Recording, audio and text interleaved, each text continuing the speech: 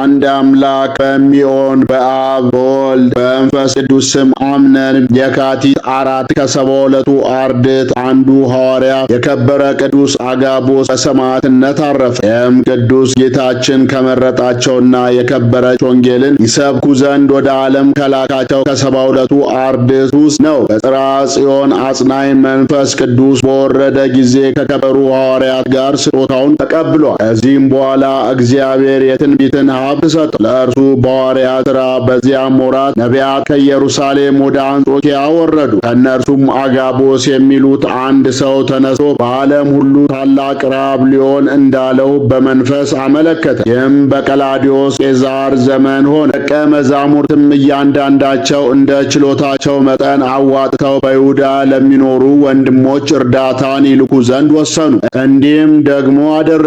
በሐዋርያት ሥራ ምዕራፍ 11 ቁጥር 27 ላይ እንደተጻፈው በበርናባስና በሳውልም እጅ ወደ ሽማግሌዎቹ ሰደዱ። መጽሐፍ እንደተናገረ የቅዱስ ጳውሎስን መታጠቂያ አንስቶ እግሮቹን አሰረባትና የዚችን መታጠቂያ ባለቤት በኢየሩሳሌም አይሁድ እንዲያስሩታል ብሎ ትንቢትን ተናገረ። ትንቢቱም ተፈጸመች። ሐዋርያው ቅዱስ አጋቦስ የከበረች ወንጌልን ይሰብክ ዘንድ ከሐዋርያት ጋር ወጣ። ወደ ብዙ አገሮችም ሄዶ የተለያዩ ድንቅ ተአምራትን እያደረገ ወንጌልን እየሰበከ ብዙዎቹን ከአምልኮተ ጣዖት ወደ እግዚአብሔርን ወደ ማምለክ መለሳቸው። አይሁድና ከዮናናውያንም ብዙዎችን የክብር ባለቤት ወደሆነ ወደ ጌታችን ኢየሱስ ክርስቶስ ቅን ሃይማኖት አስገባቸው። በከበረች በክርስትና ጥምቀትም አጠመቃቸው። ቅናትን የተሞሉ ክፉዎች አይሁድ ግን ድንገት ብቻውን ሳለ ይዘው ታላቅ ግርፋትን ገረፉት። በአንገቱም ገመድ አስገብተው ከከተማው ውጭ አውጥተው በመጎተት እጅግ ካሰቃዩት በኋላ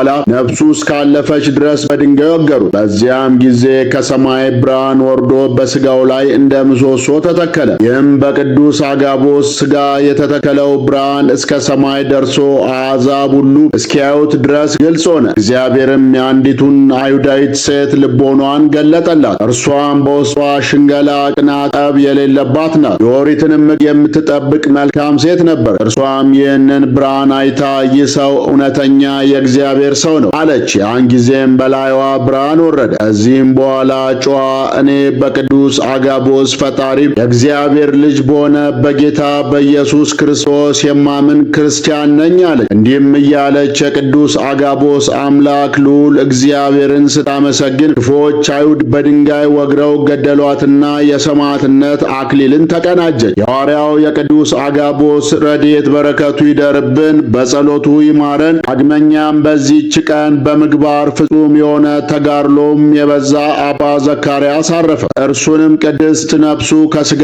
በምትለይ ጊዜ አባ ሙሴ ወንድሜ ሆይ ምን ታያለህ አለው። አባ ዘካርያስም ለእኔስ ዝምታ ይሻለኛል አለ። ነፍሱም ስትወጣ አባ ኤስድሮስ ሰማይ ተከፍቶ አየ። ልጄ ዘካርያስ ሆይ የመንግሥተ ሰማያት በር ተከፍቶልሃልና ደስ ይበልህ አለው። አባ ዘካርያስም በእንዲህ ያለ ሁኔታ አረፈ። ረድኤት በረከቱ ይደርብን፣ በጸሎቱ ይማረን። ዳግመኛም ጥር 5 ቀን አስቀድሞ በድሎት ብቻ ይኖር የነበረውና በኋላም ነፍሱ ተነጥቃ ሲኦልን አይቶ ከተመለሰ በኋላ በታላቅ መንፈሳዊ ተጋድሎ የኖረው አባ ቢሾይ ዕረፍቱ ነው። አባ ቢሾይ ዘላዕላይ ግብጽ ከላይኛው ግብጽ አክሚም ከሚባል አገር የተገኘ ታላቅ አባት ነው። በጎልማሳነቱም ጊዜ ክፉ ሥራዎችን ሁሉ የሚሠራ ሆኖ ነበር። በመብላትና በመጠጣት የሚደሰት ሰው ሆኖ ሳለ እግዚአብሔር የነፍሱን ድህነት ሽቶለት ጽኑ ደዌን አመጣበትና ለመሞት ተቃረበ። ነፍሱንም በተመስጦ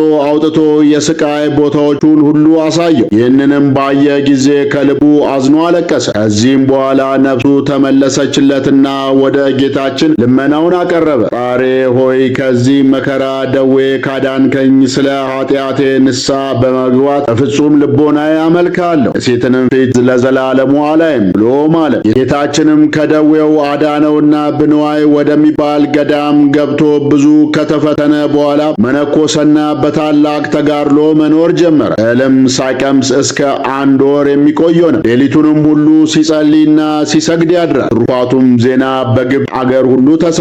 ለመነኮሳትም ትምህርት የሚሆኑ ብዙ ድርሳናትንና ተግዛጻትን ደረሰ። ሰዎች የሚሰሩት ሁሉ ጽድቅም ሆነ ኃጢአት ቢሆን ሁሉም በፊቱ ግልጽ ሆኖ ይታየው ነበር። አባ ቢሾይ በእንደዚህ አይነት በታላቅ ተጋድሎ ተጠምዶ 38 ዓመት ከኖረ በኋላ የካቲት 5 ቀን በታላቅ ክብር አርፏል። የአባ ቢሾይ ረድኤት በረከቱ ይደርብን፣ በጸሎቱ ይማረን። አነሳሶ ላስጀመረን አስጀምሮ ላስፈጸመን ለኃያሉ አምላክ ለልዑል እግዚአብሔር ክብር ምስጋና ይግባው። ወስብሐት ለእግዚአብሔር ወለወላዲት ለድንግል ወለመስቀሉ ክቡር። ይቆየን።